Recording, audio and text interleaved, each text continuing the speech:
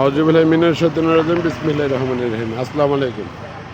এই মুহূর্তে আমি আছি কোহিনূর চিরা মিল, টানাখালী থেকে ননী রোডে একটু সামনে। টানাখালী থেকে ননী রোডে যাওয়া মাত্র 1 মিনিট হাঁটলেই পেয়ে যাবেন। প্রোভাইডার মোহাম্মদ আলী।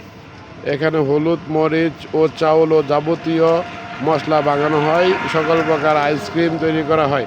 টানাখালী মোড়, নালতাবাড়ি, শেরপুর। মোবাইল নাম্বারও দিয়ে দিচ্ছে, আপনি একটু জুম করে দেখাবো। ওয়ালাইকুম আসসালাম। এইখানে দেখেন কি অবস্থা, আমি দেখাবো, বিক্রির পরিবেশটা দেখাবো। এখানে চাল সহ, চিরা সহ এইখানে সব কিছু করা হয়। ওইখানে চিরা হচ্ছে হলুদের গুঁড়া, মরিচের গুঁড়া, চিরা সহ ইত্যাদি বিভিন্ন ময় মশলা, চিরা, হলুদের গুঁড়া, চাল বাদা সহ এইখানে এই দেখছেন অবস্থা, কি পরিবেশের অবস্থা। এইখানে আবার বিএসটি লাইসেন্স নাই, অনুমোদন নাই। এখানে আইসক্রিম ফ্যাক্টরি করছে। এইখানে যেখানে হলুদের গুঁড়া, চিরার গুঁড়া, চিরা, ধান বাদা সহ হলুদ, মরিচ এবং বিভিন্ন ময় মশলা এইখানে বাঁধা হয়, গুঁড়া করা হয়। তদ্রূপ সেখানে আবার আইসক্রিম উৎপাদন করা হয়।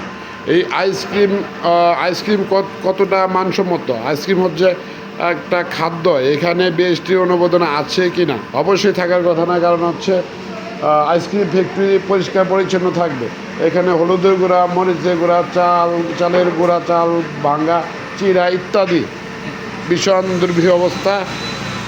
তো দেখছেন ভিউয়ার্স, আমি আমাদের উপজেলা নির্বাহী কর্মকর্তা সহ আমাদের এসিলেন্ট মহোদয় দৃষ্টি আকর্ষণ করছি।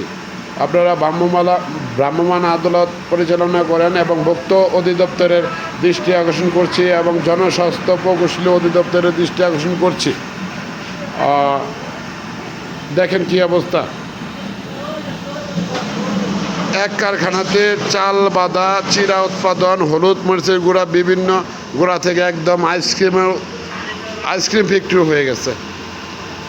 আমি ভিডিওটা নিলাম, ইনশাল্লাহ।